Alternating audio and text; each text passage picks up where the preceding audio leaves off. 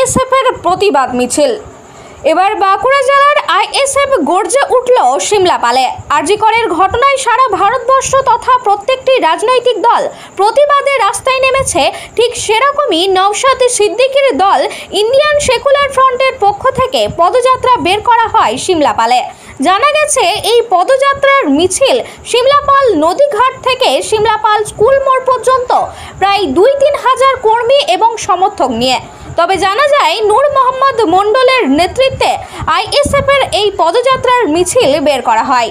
উপস্থিত ছিলেন নূর মোহাম্মদ মণ্ডল, গোলাম রসুল, হারাধন মান্ডি, আজিজুল খান ছাড়াও অন্যান্য নেতৃবৃন্দ। বাঁকুড়ার সিমলাপাল থেকে ইনামুল ভূঁইয়ার report, news 10 Bangla.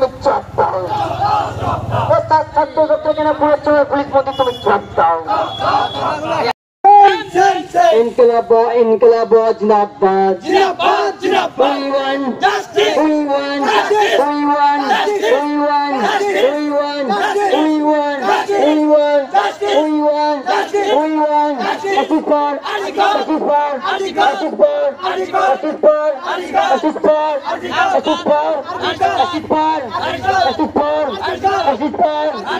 Eti ye chute rakto,